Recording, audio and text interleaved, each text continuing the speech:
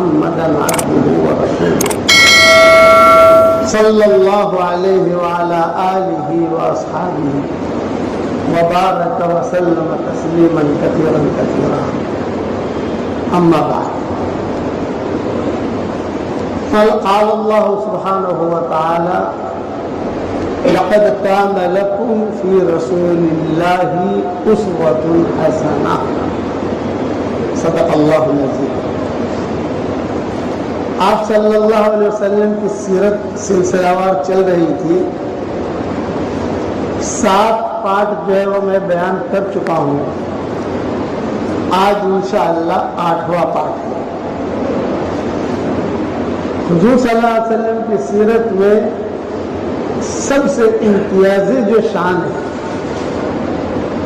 حالانکہ نبیوں کی سیرتیں ہیں، آدم علیہ السلام کی بھی سیرت ہے، نوح علیہ السلام کی بھی ہے، لیکن آپ صلی اللہ علیہ وسلم کی سیرت میں جو امتیازی شان ہے وہ ہے دل کی صفائی۔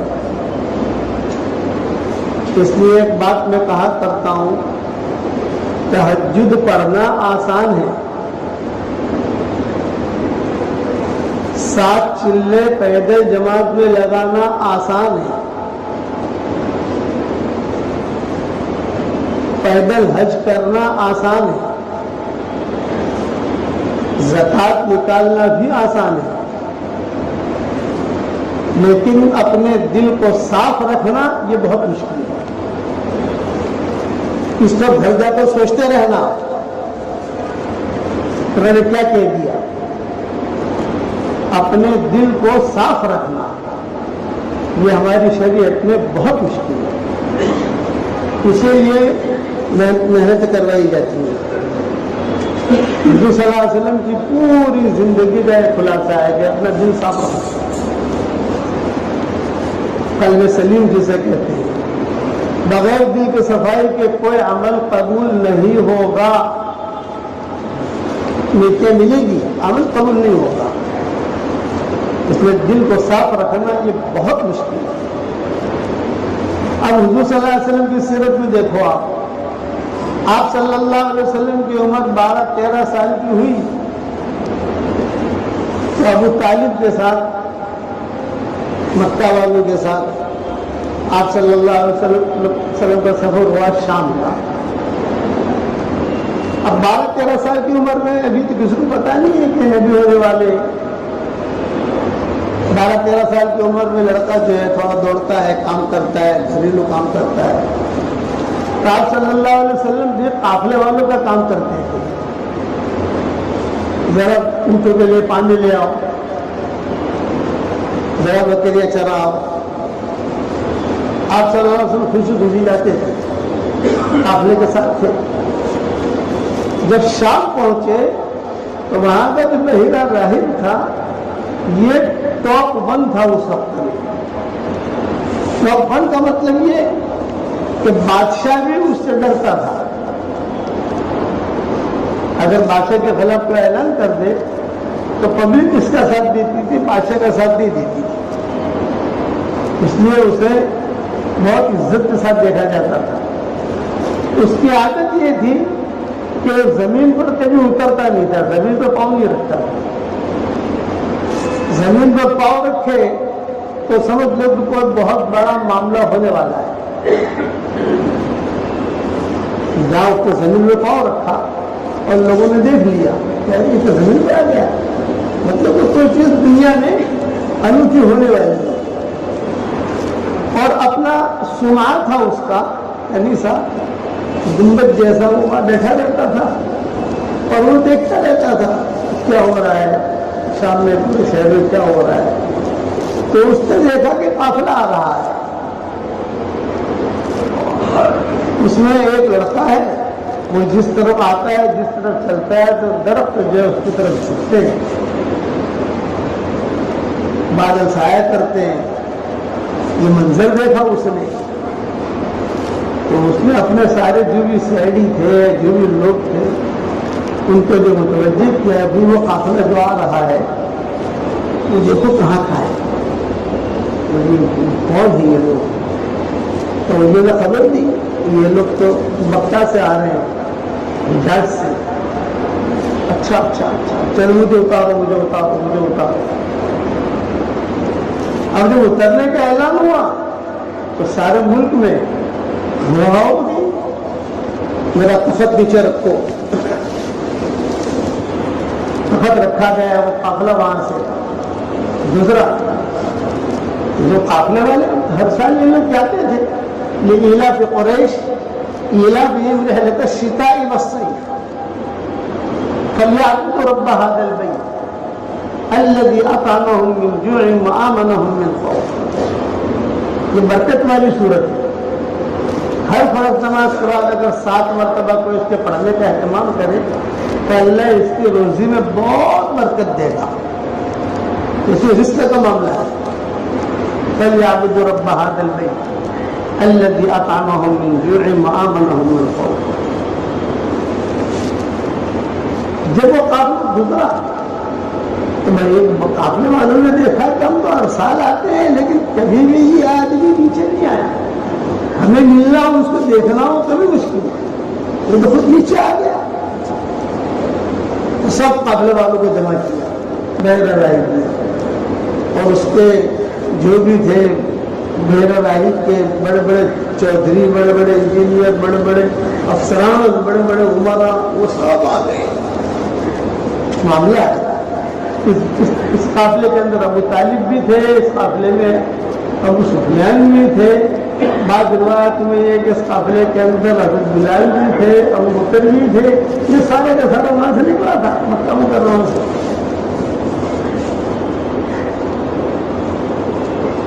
جب بیٹھا تو اس نے اپنا تخت پر بیٹھا اپنا سر پر جو تاج وغیرہ لگا کر اور بیٹھ کر کہا کہ بھی تمہارے قافلے کا امیر کون ہے رسپانسبل کون ہے. تو انہوں نے اشارہ کیا ابو طالب. یہی بڑے تھے ابو طالب. اور حضور صلی اللہ علیہ وسلم پیچھے بیٹھے ہوئے. یہ سب آگے بیٹھے ہوئے چودھری جو تھے وہ ابو لہب ابو جہل یہ سارے کے سارے جو تھے یہ چودھری شمار ہوتے تھے. اب سب خوش. آج بحیرہ نے بلایا ہم کو. بحیرہ نے بلایا بحیرہ نے بلایا. تو بات میں بحیرہ نے پوچھا وہ لڑکا جو پیچھے بیٹھا ہے وہ کس کا ہے. انہوں نے مڑ کے دیکھا حضور صلی اللہ علیہ وسلم تھے. ابو طالب نے کہا میرا ہے. تو بحیرہ راہب نے کہا کذب کا انہوں نے جھوٹ کہا کہ تیرا نہیں ہے. میرا ہے. ہماری کتابوں میں یہ لکھا ہے. بڑی بڑی کتابیں لائی گئی تورات انجیل کے ماہر تھے یہ لوگ. ایک ایک صفحہ الٹتا گیا اور کہتا گیا ہماری کتابوں میں یہ لکھا ہے آج کی تاریخ میں یہ لڑکا شام میں آئے گا اور اس کے باپ کا بھی انتقال ہو چکا ہوگا, اس کی ماں کا بھی انتقال ہو چکا ہوگا, دادا کا بھی انتقال ہو چکا ہوگا اور یہ اپنے چچا کے ساتھ آئے.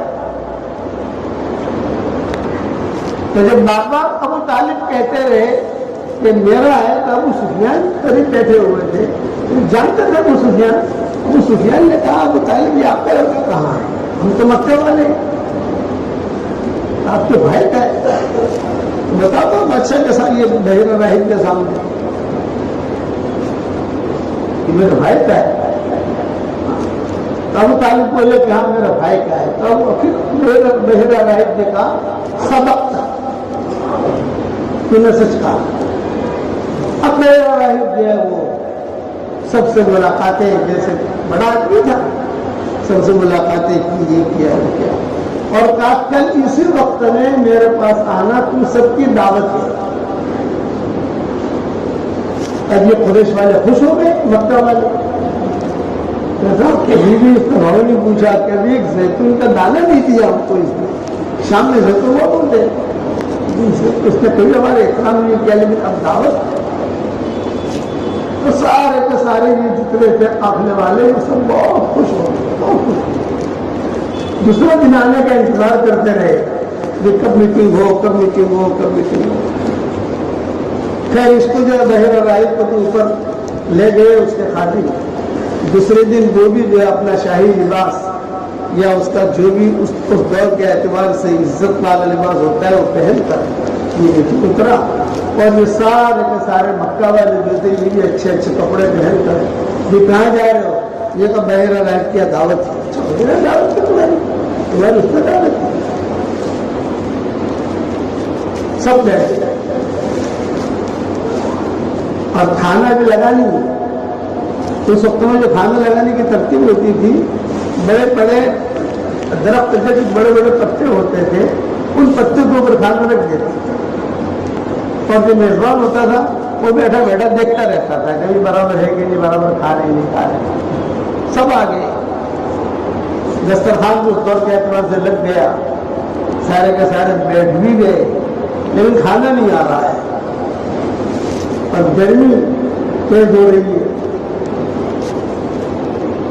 تو بحیرہ راہب سے بات کرنے کی کسی کی ہمت نہیں، لیکن جو دوسرے اس کے خادم جو ان سے کہا کہ کھانا کا کھانا، بحیرہ راہب نے دیکھ لیا تو بحیرہ راہب نے کہا جو وہ لڑکا ہے جو جس کے بارے میں کل بات ہوئی تھی، کس کا لڑکا ہے، تو یہ لڑکا کہاں ہے؟ تو ان سب نے کہا ہم نے اسے کسی کام سے بھیجا ہے، حضور صلی اللہ علیہ وسلم کو کام سے بھیجا۔ اور کیا کام تھا کہ ان لوگوں نے یہ کہا حضور صلی اللہ علیہ وسلم سے، مکہ والوں نے، تو محمد دیکھو ہماری دعوت ہے، اب دعوت تو تمہاری بھی ہے لیکن ہم تو بڑے لوگ ہیں، اس لیے جو ہے ہماری دعوت کا شاندار اعتبار شروع کرنا تک تم جو ہے کہ وہ کیلے وغیرہ چلانے کے لیے چلے جاؤ، بچوں کو پانی وغیرہ پلا لو، اور ہم تمہارے لیے کھانا اپنی آستینوں میں لے کے آئیں گے۔ ان کی آستینیں بڑی بڑی ہوتی ہیں، جو بھی ہوگا آپ کے لیے لے کے آئیں گے، فکر مت کرنا۔ حضور صلی اللہ علیہ وسلم صاحب تو کہتے ہیں، حضور صلی اللہ علیہ وسلم چلے گئے۔ تو بحیرہ راہب کا کوئی لڑکا کہاں ہے؟ ان سب نے کہا ہم نے اسے بکریاں چرانے یا اونٹوں کو پانی پلانے کے لیے بھیجا ہے۔ تو بحیرہ راہب نے کہا اس لڑکے کے برکت سے میں نے تمہاری دعوت کی، تم نے کوئی کمال نہیں ہے، تم تو سب آتے ہو، وہ لڑکے کی تو پھر تمہاری دعوت کی ہے، جو اس کو بلاؤ، جب تک وہ آئے گا نہیں تب تک کیا کھانا شروع نہیں ہوگا۔ دعوت میں زیتون کے دانے تھے، زیتون کا تیل تھا، کھجوریں تھی، اس قسم کی چیزیں تھی، لیکن اس نے اپنے شاہی انداز سے دعوت کی، شاہی انداز سے۔ تو شاہی لوگوں کا انداز الگ ہوتا ہے، غریب لوگوں کا انداز الگ ہوتا ہے۔ حضور صلی اللہ علیہ وسلم کو بلانے کے لیے بھیجا، آپ صلی اللہ علیہ وسلم جو ہے وہ کوئی بکری جیسے بھاگ جاتی ہے تو آدمی پیچھے بھاگتا ہے پکڑنے کے لیے، تو کوئی ایک دو بکری آگے پیچھے ہو رہی تھی تو حضور صلی اللہ علیہ وسلم بھاگ رہے ہیں اس کو پکڑنے کے لیے۔ میں نے آ کر کہا کہ محمد چلو آپ کو بلایا، آپ کو بلایا۔ وہاں پانی شام کے اندر نہریں بہت ہیں شام میں، اور میرا سفر بھی ہوئے، اور اب انشاءاللہ رمضان بعد ہمارا سفر پھر ہو رہا ہے شام کا، تو شام کھل گیا ماشاءاللہ۔ 10 دن ہم نے شام کے دیے اور 10 دن ترکی کے بارڈر ہے، دونوں جگہ جو ہے مدرسے کھل گئے ماشاءاللہ، کام بھی شروع ہو گیا۔ تو وہ پانی سے جلدی منہ وغیرہ صاف کر کے تھوڑے کپڑے وپڑے ٹھیک ٹھاک کر کے حضور صلی اللہ علیہ وسلم پہنچ گئے۔ جب حضور صلی اللہ علیہ وسلم پہنچے تو یہ دیکھا کہ جتنے بھی یہ لوگ تھے سیٹھیے، یہ تو درخت کے سائے میں بیٹھے ہوئے تھے، حضور صلی اللہ علیہ وسلم کو سایہ نہیں ملا، تو حضور صلی اللہ علیہ وسلم جو ہے دھوپ میں بیٹھ گئے۔ جب دھوپ میں بیٹھے تو یہ درخت بھی یہاں سایہ کر رہے ہیں، کہ درخت پر چڑھ کر حضور کو سایہ کرنے لگے۔ ابھی آپ کو نبوت نہیں ملی۔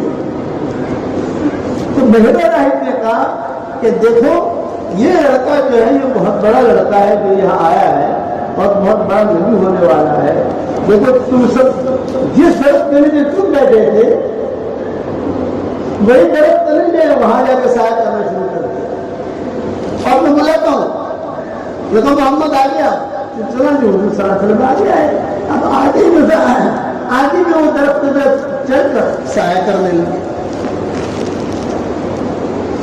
تو بحیرہ راہب نے کہا یہ بات ہے. میں کبھی تم کو تمہارا بھاؤ نہیں پوچھتا نہیں، کبھی تم کو پتا کتنے سالوں سے تمہارے قافلے یہاں آ رہے ہیں، لیکن کبھی میں نے تمہاری طرف کو توجہ نہیں کی، کوئی اتفاق نہیں کیا. اب میں تمہیں جو ہوں اس نے اس لڑکی کی وجہ سے. اور دیکھو ایک بات بتاتا ہوں، ذمہ دار کون ہے؟ ابو طالب بیگم ہے. دوسرا ذمہ دار کون ہے؟ ابو سفیان. یہ سارے کے ساتھ کرے کو پہلے کھانا کھا سب کو کھانا کھلایا. کھانے کے بعد یہ کہا کہ دیکھو میں تمہیں پرائیویٹ طریقے پر خبر دیتا ہوں اور خفیہ طریقے پر خبر دیتا ہوں کہ ہماری کتابوں میں یہ لکھا ہوا ہے کہ یہ لڑکا ان تاریخوں میں آئے گا اور پوری حکومت جو ہے اسے معلوم ہے. بڑے بڑے راہی، بڑے بڑے پادری، اگر کہ میں سب کو بڑا ہوں، لیکن پوری حکومت جو ہے وہ اس کو پتا ہے، بادشاہ کو بھی پتا ہے. اور بادشاہ نے کچھ لوگ روانہ کر دیے ہیں کہ بچہ جہاں ملے وہاں قتل کرو. اس لیے میری اپنی رائے یہ ہے کہ آپ لوگ دیر مت کرو، فوراً اس بچے کو آپ لوگ مکہ مکرمہ میں. اب اتنا دور سے آئے ہیں، بغیر دھندے کے بھیجنا، بغیر دھندے کے جانا، خرچہ ہوا ہے آنے کا، محنت لگی ہے. بہت لمبا سفر ہے مکہ مکرمہ سے شام کا، بہت لمبا سفر ہے، 3-4 ہزار کلومیٹر ہوگا، اس سے زیادہ ہوگا. تو اس پٹری میں میں نے بہت سفر